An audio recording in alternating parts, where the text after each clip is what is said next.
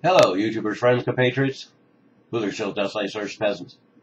I am Useful Idiot, and today I'd like to do another installment in the ongoing series about the forming of our American police state. And of course, I hadn't really intended for this to be an ongoing series, but it just turns out that way. So that alone is a disturbing trend that I have an ongoing series about the incremental construction of the American police state. And of course, this process will be done incrementally because that's how you construct a police state. Of course, if you do it all at once in a dramatic style, as we've seen in various historical examples, it can cause a lot of alarm and spook the herd. So they have to be very careful to do everything in increments. So by the time the American people become aware of it, of course, the system is already saturated and in place, and there's very little that can be done about it. So we're seeing that again. So what we have now is the FBI has created a secret web surveillance unit called the Domestic Communications Assistance Center. So a couple things that are interesting about this. Of course, this is the domestic surveillance apparatus of the intelligence state and the FBI. So this is specifically for domestic consumption and audience and surveillance, and so it overlaps with the Utah Data Center. So that's one thing I'm confused about. I thought the whole idea of creating Homeland Security post 9/11 was to consolidate all the intelligence agencies so they weren't competing and they would share information more effectively. So here we have more duplication and probably not much overlap. So the FBI has to have their own surveillance system as well.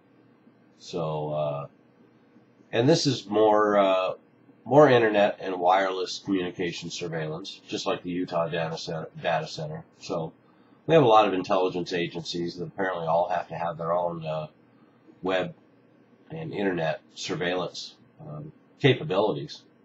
And this one is a collaboration effort between the FBI, the U.S. Marshal Service, and the Drug Enforcement Agency. So, of course, no surprise there that the Drug Enforcement Agency would be involved in that, because this is part of the manufactured war on drugs, which is a cash cow for law enforcement agencies and a great way to set up the symbiotic relationship between the security industry, security industrial complex, the government, corporations, and police. And so drug enforcement is a big component of that. So they're going to be developing new wiretapping technology, analyzing court-ordered data, and that's kind of a smokescreen. Of course, they're going to be analyzing non-court-ordered data as well, and they'll be doing tracking and decoding of Skype conversations. So that's an interesting component.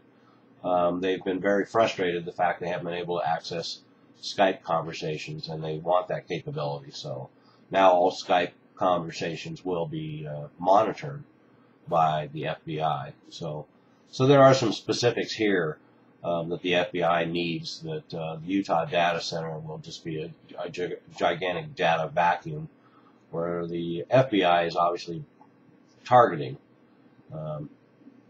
But, of course, the scope of who they're targeting is what is the scary component of this. So this is part of the Going Dark Internet wiretapping program, where the FBI has been trying to pressure a lot of the corporate telecommunications companies for quite some time to all get on board because of the threat of the Internet going dark and disrupting our government and corporate activities.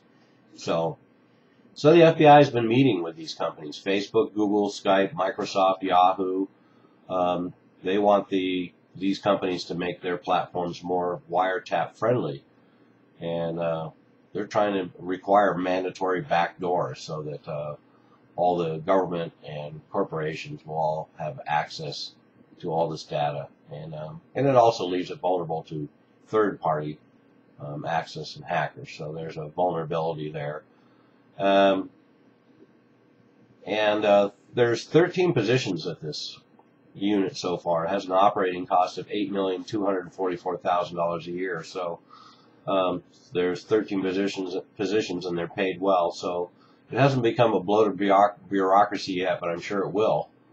And one of the more interesting aspects of this whole saga to me is that not only is it more duplication, more redundancy, creation of more surveillance, more police state, but also the consistency, once again, between whether it's the Clinton administration, the Bush administration, the Obama administration, or any hypothetical Mitt Romney presidency, these bipartisan system gets on board for the creation of the police state and the national security state and the surveillance state. So in 1994, the Communications Assistance for Law Enforcement Act was set up that required companies to give government access to cell phones. And then in 2004, under Bush, of course, Congress expanded the law to include the Internet. So now we have Obama working to create another layer for the FBI. So no problem getting the Republicans and the Dempublicans together to spy on all Americans. So I think that's the biggest lesson here is incrementally they want to make sure they control telecommunications. They want to surveil every communication in the United States. And they're very consistent about it, whether it's no matter which party is in power or which president is in office. So anyway, there's another component of the police state. I'm a useful idiot. Don't you be one too.